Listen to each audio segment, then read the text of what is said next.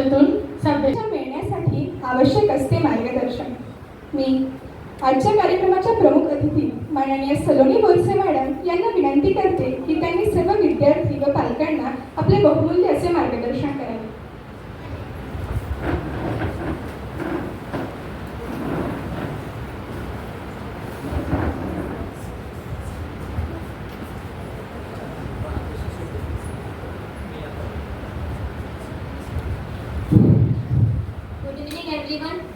Good evening. Good evening. जेवून नाही आलात का तुम्ही घरून? Good evening everyone. Good evening. How are you? House the जोश? हाऊज द जोश? हाऊज द जोश? हाऊज द जोश? हाऊज द जोश? आता आलाय. तर माझं नाव सलोनी सुखलाल बोरसे. माझा जन्म आणि 10वी पर्यंतचं शिक्षण हे महाड रायगड नवयुग मराठी माध्यमातून झालेलं आहे. आणि मी पुढचा माझं education means diploma and degree in civil engineering धुळ्याच्या SSVPS कॉलेजमधून केलेलं आहे. तर इथे उपस्थित असलेल्या पालकांनी आणि स्टुडंट्सनी पहिले तर ही गोष्ट डोक्यातून काढूनच टाकायची की गावात शिकलेली मुलं आणि छोट्या शहरामध्ये शिकलेली मुलं पुढे जाऊ शकत नाही.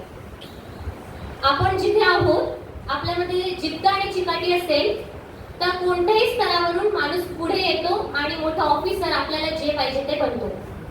तर आय थिंक इथे उपस्थित सर्व स्टुडंट्स हे first standard, second standard up to 7th और 8th स्टँडर्ड आहेत.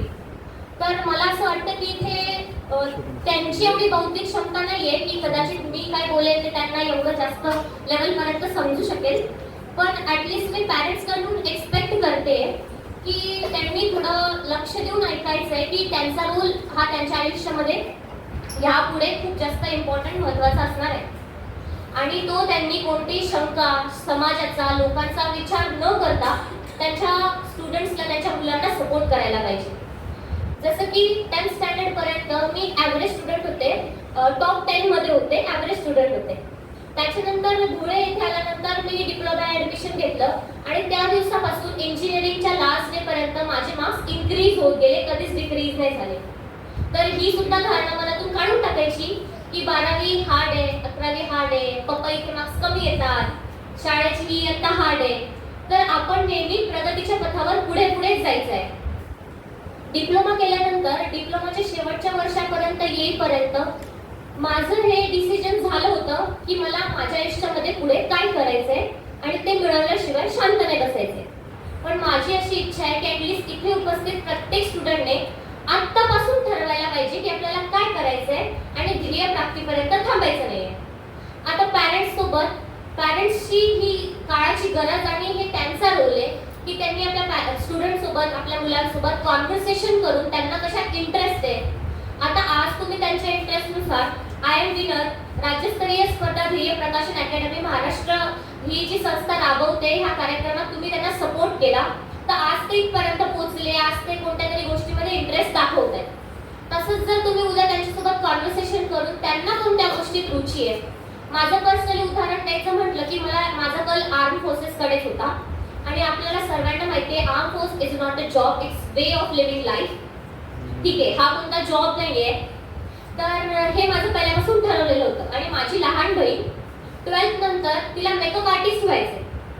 लोक म्हणतील की मेकअप आर्टिस्ट मध्ये काही करिअर नाहीये, ती पुढे जाऊन काय करणार, त्याच्यापेक्षा MPSC देऊ दे, UPSC देऊ दे. तर पहिल्यापासूनच माझ्या पॅरेंट्सने आणि मी तिला सपोर्ट केलाय. तुला जे बनायचंय तू ते बन, तुला जे करायचंय तू ते कर, फक्त तू त्यासाठी मेहनत घे आणि जोपर्यंत तुझं ध्येय प्राप्त होत नाही तोपर्यंत तू थांबू नको. तर सगळ्यात आजची महत्त्वाची गोष्ट जी आहे ज्याच्यावर मी वारंवार भर देईन की पालकांनी आपल्या मुलांची कुठे रुची आहे हे बघण्यामध्ये जास्त लक्ष द्यायला पाहिजे. ना की दुसऱ्या मुलांचं ऐकून, दुसऱ्या लोकांचं ऐकून की तो तर असं करतोय, तो इंजिनिअरिंग करतोय, डॉक्टर करतोय. आणि मुलांनी सुद्धा आपल्या शैक्षणिक गोष्टींमध्ये जास्त लक्ष द्यायचं आहे एक्स्ट्रा करिक्युलर ऍक्टिव्हिटीज सोबत घेऊन. माझं उदाहरण द्यायचं म्हटलं की बालवाडी पासून 10वी पर्यंतचे जेवढे एक्स्ट्रा करिक्युलर ऍक्टिव्हिटीज माझ्या शाळेमध्ये झाले, रांगोळी स्पर्धा, पाककला स्पर्धा, भाषण, फॅन्सी ड्रेस, प्रत्येक स्पर्धेमध्ये मी भाग घेतलेला आहे. मला नंबर मिळू दे नाही तर नाही मिळू दे. वक्तृत्व स्पर्धा झाली कोणती, आणि ह्या गोष्टीसाठी जो सपोर्ट आहे तो पॅरेंट्सने केला पाहिजे. की मुलांनी फक्त अभ्यासू क्रीडा न होता वाचनाची आवड, बाकी स्पोर्ट्समध्ये रुची दिली पाहिजे. आणि ही स्पर्धा जेवढी मुलांची आहे तेवढीच पॅरेंट्सची आहे. प्रत्येक पावलावर प्रत्येक गोष्टीसाठी पॅरेंट्सचा जोपर्यंत सपोर्ट मिळत नाही, एक स्टुडंट काहीच करू शकत नाही. ऑलरेडी आजकालचा अभ्यासक्रम आपण बघतोय, एक लेवल नेक्स्ट होते. आजकालची जनरेशन ऍडव्हान्स होते, त्यांना नवीन नवीन गोष्टीमध्ये जास्त इंटरेस्ट आहे. तर पालकांची जी स्पर्धा आहे ती सुद्धा ऑलरेडी वाढलेली आहे की आपण आपल्या स्टुडंट्सला कसं क्वालिटी एज्युकेशन देता येईल, कसं त्याच्यावर जास्त लक्ष देता येईल. त्याच्यासाठी जे करावं लागेल, एक्स्ट्रा अभ्यास करावा लागेल, अकॅडमीज जॉईन करायला लागतील, काउन्सिलिंग करावं लागेल. पण मुलगा 10वी पास व्हायच्या आधी त्याच्या हातात एक स्वप्न पाहिजे, जे स्वप्न पालकांसोबतच तो मुलगा किंवा मुलगी बघत असतो. आणि जोपर्यंत ते स्वप्न आपल्या हातात नाही तोपर्यंत आपण काहीच नाही करू शकत. मुलं वाऱ्यासारखे भरकटत जातात की आधी 10वी करूयात, आधी 11वी करूयात, 12वी करूयात, मग बघू, डिप्लोमा करूयात, मग बघू, सायन्स तर करू, मग बघू. पण अशी करत करत एक वेळ अशी येते की हा प्रकृतीचा नियम आहे. कोणीच आजच्या जगामध्ये इंडिपेंडेन्स जर नाही बनलं, जर स्वतःच्या पायावर नाही उभं राहिलं, तर समाजात आणि इव्हन घरी त्याला काहीच रिस्पेक्ट त्या माणसाला मिळत नाही. एकदा तुम्ही सक्सेसफुल झाला की समाजासोबतच घरचं वातावरण अचानक बदलतं. तुम्हाला पैसे कमवण्यापेक्षा इज्जत कमवणं हे तुमचं मेन ध्येय असलं पाहिजे असं तरी मला वाटतं. माझ्या प्रवासाबद्दल सांगायचं म्हटलं की मी डिप्लोमापासून ठरवलं मला आर्म फोर्सेसमध्ये जायचं. त्याच्यासाठी मी माझं रुटीन मी तुम्हाला सांगते की सकाळी 5 वाजता उठून ग्राउंड करायचे 2 तास फिजिकल फिटनेससाठी. त्याच्यानंतर लायब्ररीला जाऊन माझा कंटिन्यू स्टडी असायचा. लायब्ररीमध्ये येऊन त्याच्यानंतर घरी येऊन माझं जेवण, थोडा माझा डाएट वगैरे, 1 तास आराम, परत लायब्ररीला. मला म्युझिकची, गिटार प्लेची फार आवड आहे. काही टाइम मी तिथे स्पेंड करायची, घरच्यांसोबत कॉन्व्हर्सेशन, म्युझिक लिस्निंग. आणि मेन गोष्ट सांगायचं म्हटलं, मी माझ्या अभ्यासाच्या काळात कधीच सोशल मीडिया सोडला नाही. हे सांगायची मला इम्पॉर्टन्स असं वाटतं की लोकांना असं वाटतं की परीक्षा द्यायचं ठरवलं, एखाद्या UPSC MPSC सारख्या क्षेत्रात एंटर व्हायचं ठरवलं म्हणजे सगळ्या गोष्टींचा त्याग करावा लागतो. पण मला असं वाटतं हे माणसाच्या मनावर डिपेंड आहे. तुमचं जर तुमच्या मनावर कंट्रोल आहे, तुम्हाला जर कळतंय की ही गोष्ट तुम्हाला कितपर्यंत चांगली आहे, कुठपर्यंत नुकसान आहे. आता आजकालची मुलं आपण बघतो मोबाईल फोन यूज करतात. कारण ना तुम्हाला कोण नाही सांगतं, YouTube वरती तुमचे लेक्चर्स बघा. एखादी कन्सेप्ट शाळेमध्ये एकदम कठीण वाटते मॅथ्सची, पण YouTube वरती इतक्या सोप्या पद्धतीने समजवलेली असते. पायची व्हॅल्यू असेल, मॅथ्स असेल, ट्रिग्नोमेट्री असेल, every single concept is available on YouTube and social media. सर्व तुम्हाला तिथे मिळेल. तुम्हाला गेम खेळायचा आहे, तुम्ही तुमचं शेड्यूल फिक्स करा की आई मी 15 मिनिट गेम खेळणार, मी 1 तास ग्राउंडमध्ये जाणार, फुटबॉल खेळणार, जे काही म्हणजे मैदानी खेळ आहेत ते खेळणार, चेस खेळणार, आणि एवढा वेळ अभ्यास करणार, एवढा वेळ मी आराम करणार, एवढा वेळ ट्युशनमध्ये जाणार. तुम्ही आजपासूनच तुमचं शेड्यूल फिक्स करायला पाहिजे. Discipline is very important, like play very important role in your life. तुम्ही जर आतापासून डिसिप्लिन होणार तर मला असं वाटतं तुमच्या आयुष्यामध्ये त्याला तुमची म्हणजे फार तुम्हाला फायदा होणार पुढे. कारण अभ्यास हा खूप कठीण होत जातो. इथे लहान लहान मुलं ज्युनियर सिनियर KG पासून ट्युशन लावतात पॅरेंट्स, आणि ट्युशन लावून विसरून जातात की ट्युशन आहे, आता मला पर्सनली त्याच्यात काही लक्ष द्यायची गरज नाही. पण असं नसतं. एक पॅरेंट्स म्हणून तुम्ही जेवढा तुमच्या मुलामध्ये लक्ष देणार तेवढं या जगामध्ये कोणीच नाही देऊ शकत. एक टीचर, एक शिक्षक, गुरु हा एका स्टुडंटला वाट दाखवू शकतो, पण त्या वाटेवरती तुम्हाला चालायचं असणार. इथे आज एवढे सगळे स्टुडंट्स आहेत, आज इथे आलेले कार्यक्रमासाठी, बक्षीस वितरणासाठी, आणि ते मला माहिती आहे की प्रत्येक स्टुडंटमध्ये जी क्षमता आहे की आपण जे ठरवू ना ते मिळवू शकतात. पण प्रॉब्लेम कुठे येतो ती गोष्ट ठरवण्यामध्ये. मुलांना आजकालच्या जगामध्ये खूप प्रॉब्लेम्स येतात हे ठरवण्यामध्ये. आपण आणि पॅरेंट्स आणि स्टुडंट्स कंपॅरिझन करायला बघतो. माझ्या बाजूच्या गलीतल्या बाजूच्या काकांचा मुलगा तर 98% आणतोय, माझा मुलगा 94% आणतोय, पण त्याच्यासाठी तो काहीतरी वेगळं करत असणार, मेहनत घेत असणार. मला असं वाटतं कंपॅरिझन करण्यापेक्षा आपण मागच्यापेक्षा आता किती बेटर परफॉर्म करतोय हे जास्त इम्पॉर्टंट आहे. सेल्फ अनालिसिस जे की पॅरेंट्सने पण वेळोवेळी केलं पाहिजे. असं नाहीये की चांगल्या शाळेमध्ये, इंग्लिश मिडियम शाळेमध्ये टाकलं की त्याचं भविष्य चांगलं होतं. मी मराठी मीडियम मधून शिकलेली आहे. माझा इंटरव्ह्यू 5 दिवसाचा होता. वर्ल्ड मधला टॉप टफेस्ट इंटरव्ह्यू मध्ये माझा आर्म फोर्सेसचा इंटरव्ह्यू होतो, ऑफिसर्स ट्रेनिंग अकॅडमी गयाचा. एक वर्ड, एक दिवस इंग्लिश मध्ये. तिथे ना हिंदी अलाउड होतं, ना मराठी, ना अदर लँग्वेज इंग्लिश. मला सुद्धा डिफिकल्टी आली. सुरुवातीला मला स्पेसिफिक वर्ड मिळायचा नाही. मी अंडर कॉन्फिडंट होते की मी धुळ्यातून आहे, मी रायगडतून मराठी शाळेतून शिकली आहे. हे लोक तामिळनाडू, केरला 100% एज्युकेटेड सिटीमधून, जम्मू काश्मीर, पंजाब, यूपी, एमपी मधून आलेले. मी यांच्यासोबत कम्पीट कसं करणार? पण त्याच्यासाठी प्रत्येक गोष्टीला, प्रत्येक माणसाला आयुष्यात स्ट्रगल करावाच लागतो. फुकटमध्ये आजकालच्या जगात कोणाला काहीच मिळत नाही. ज्या वेळेस मी ठरवलं मला हे जर करायचंय तर मला मेहनत घ्यावीच लागणार, मला इंग्लिश शिकावीच लागणार, असं बिलकुल नाही समजायचं की आमची मातृभाषा तर मराठीत आहे, त्यांना गरज असेल तर ते इंटरव्ह्यू मराठीत करतील, मी कशाला शिकू. चांगल्या पर्स्पेक्टिव्हने प्रत्येक गोष्ट घ्यायची की तुम्ही इंग्लिशला शिकणार, कोणता फॉरेनर आला, तुम्ही कुठे बाहेर गेला, तुम्हाला कॉन्व्हर्सेशन करायचं तर तुम्हाला कोणत्याच गोष्टीची लाज नाही वाटली पाहिजे. मराठी आहे, महाराष्ट्रीय, इंडियन आहे, ह्या सगळ्या गोष्टींचा तुम्हाला गर्व पाहिजे. पण नवीन नवीन गोष्टी शिकण्याचा, आत्मसात करण्याचे गुण हे माणसामध्ये कायम हवे.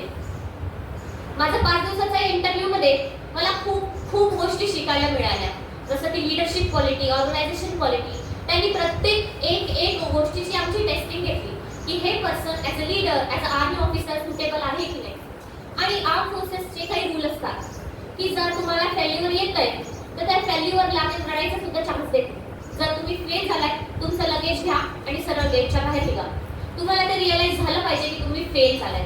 काही गोष्टी आपण बघतो, राजस्थानचे कोटा युनिव्हर्सिटीमधून लहान पोरं 11-12चे स्टुडंट प्रेशर अंडर म्हणजे त्यांना सहन होत नाही, सुसाईड वगैरे करतात एज्युकेशनचा. आणि त्याच्यानंतर ब्लेम देतात पॅरेंट्सवरती की माझ्या पॅरेंट्सला असं एक्सपेक्ट होतं, सॉरी पप्पा माझ्याकडनं काही झालेलं नाही. पण ह्या गोष्टीची तयारी, आता आपण लहान मुलांना प्रश्न पडतो की गणित, ट्रिग्नोमेट्री आहे, बीजगणित आहे, हे एवढे सगळे आहेत सब्जेक्ट, हे मला कुठे कामात पडणार आहे, हे मला का शिकवतायत, हे तर मला कुठे आयुष्यात कामातच पडलं नाही. पण ही तयारी तुमचा डिफिकल्टी लेवल वाढवण्यासाठी असते की आज जर तुम्ही ट्रिग्नोमेट्रीचे एक्झाम्पल्स इथे सॉल्व्ह करू शकताय तर पुढे तुम्हाला आयुष्यामध्ये अनालिसिस करण्यासाठी आणि डिफरंट प्रॉब्लेम सॉल्व्ह करण्यासाठी हेल्प होणार. प्रत्येक गोष्टीला पॉझिटिव्ह वेने घ्यायला शिका.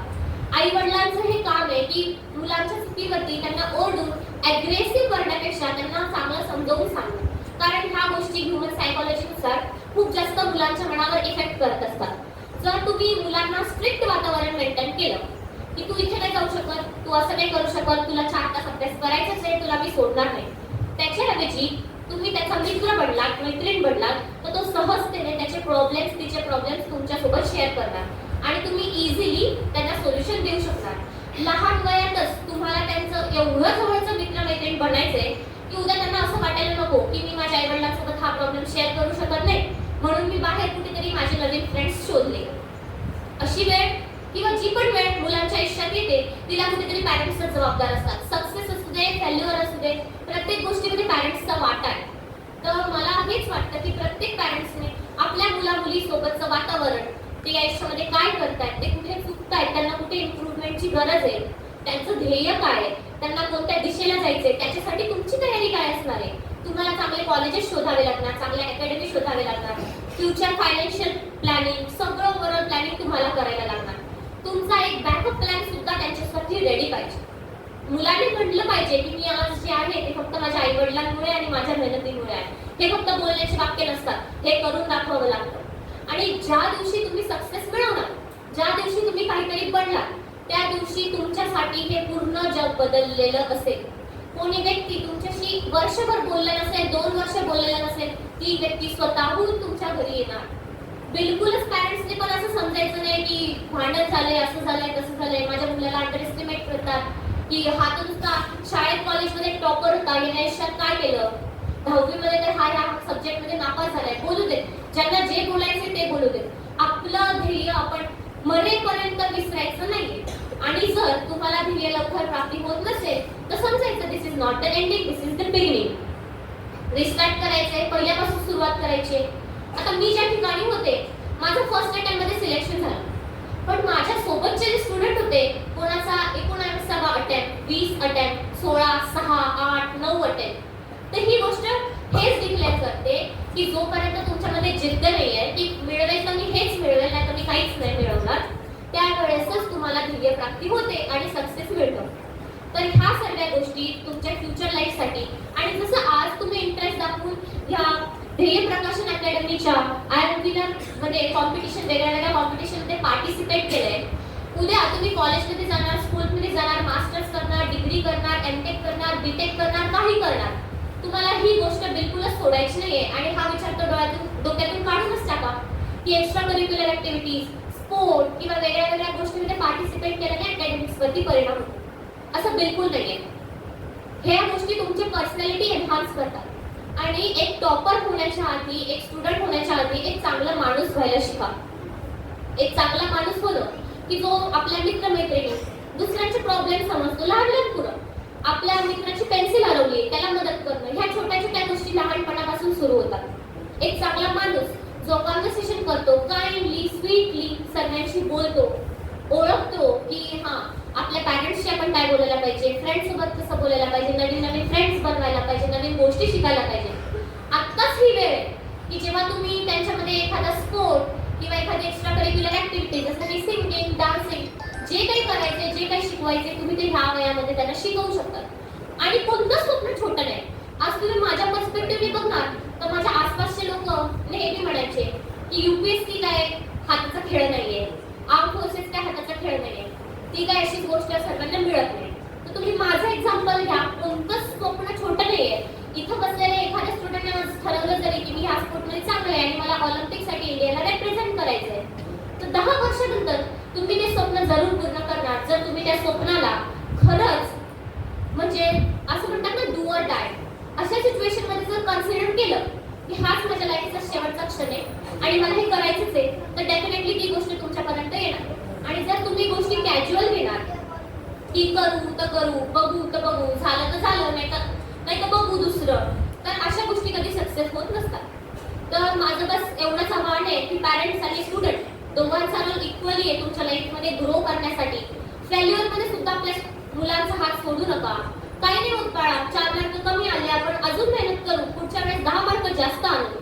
हे जिद्द चिकाटी जेव्हा पॅरेंट्स मध्ये ते बघतील त्याच वेळेस ते तुमचं अनुकरण करतील की माझ्या आईने मला मारलं नाही, ओरडलं नाही की 4 मार्क्स कमी आले, उलट मला प्रोत्साहन दिले की पुढच्या वेळेस आपण अजून मेहनत करू. तर ते जी गोष्ट बघतील, ती जी गोष्ट ऑब्झर्व करतील, त्याचं ते अनालिसिस करतील आणि तसेच ते वागतील. तर हे सर्व आपल्यावर आहे की आपल्याला घरचं एन्व्हायरमेंट कसं मेंटेन करायचंय, एज्युकेशनल जे वातावरण आहे ते कसं मेंटेन करायचंय. आणि ही गोष्ट खरंच खूप सिरियस घ्या की आपल्याला आपला करिअरचा पाथ हे तो लहान वयातच चूज करायचा आहे. दुसऱ्यांसारखी चुकी करू नका. लोक 27-28 वर्ष वयोपर्यंत त्यांना कळत नाही की त्यांना नेमकं करायचंय काय आणि नेमकी रडल्याशिवाय हातामध्ये काहीच उरत नाही.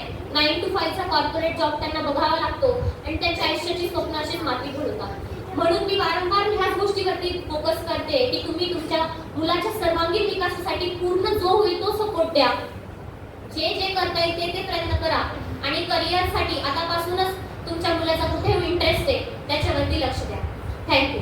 कोणाला जर काही डाऊट तुम्हाला विचारायचं असेल तर तुम्ही नक्की विचारू शकता. थँक्यू.